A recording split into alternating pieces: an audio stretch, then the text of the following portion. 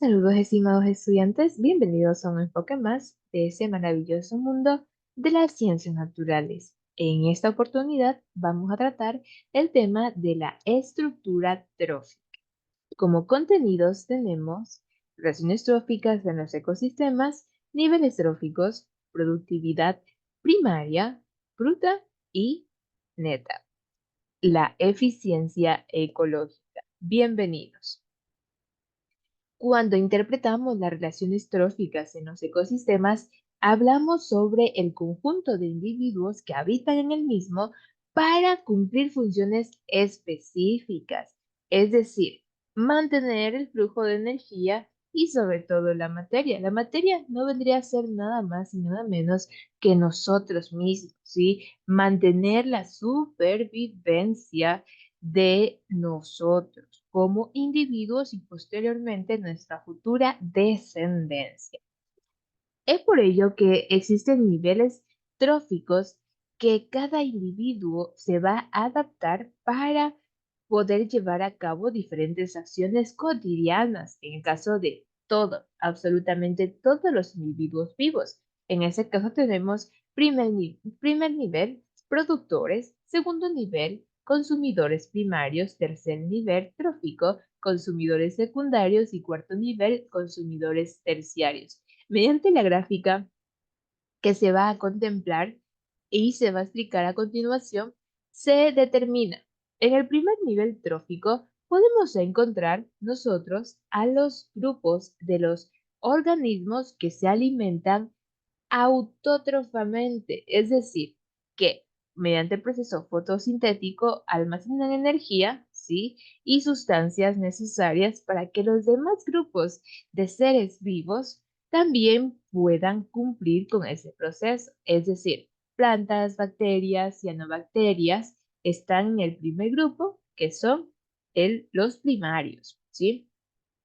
Posteriormente vienen insectos, hormigas, gusanos, lombrices, sí, que son en el segundo grupo, acompañados con el oso hormiguero. Ya saben el proceso, ¿verdad?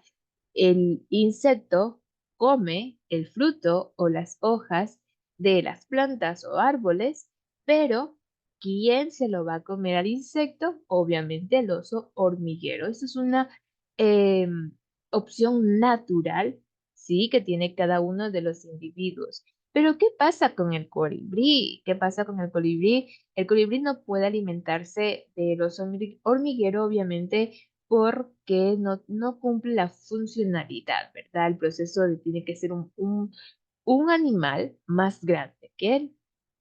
Entonces, para que cumpla el proceso, el colibrí, si está muy bien enfocado allí, él se va a alimentar de las plantas, de succionar el néctar de las plantas, y así nuevamente el ciclo se vuelve a repetir.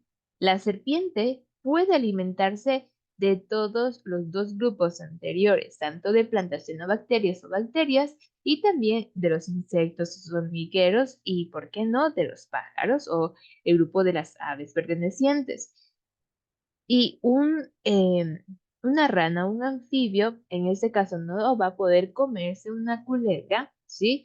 Pero sí puede bajar al contexto de un insecto, ¿sí? Si se da cuenta, un insecto. Entonces, esto nuevamente es cíclico y es correspondiente a un lado fortuito. Pero tenemos el nivel más alto, ¿sí? Donde un tigre, un león, un animal que tenga mayores probabilidades de alimentarse de los demás grupos, sí puede alimentarse de una culebra, una serpiente, sí puede alimentarse de un reptil, del grupo de los reptiles, de los insectos, del osito hormiguero, de las aves, sí, y sobre todo también de los consumidores primarios, que son las plantas. Pues eso es muy vital e importante que usted viabilice y vaya practicando con otros animalitos en su entorno, ¿sí? Y así ya se va a dar cuenta. Eso es muy sencillo. Perfecto. La productividad primaria y bruta y neta, en este caso, se da principalmente por un proceso magnífico en las plantas llamado fotosintético, que a partir de la energía lumínica almacena energía, en este caso, necesaria para la planta, nutrientes que cumple con el proceso de savia bruta a savia elaborado por el proceso de xilema y floema.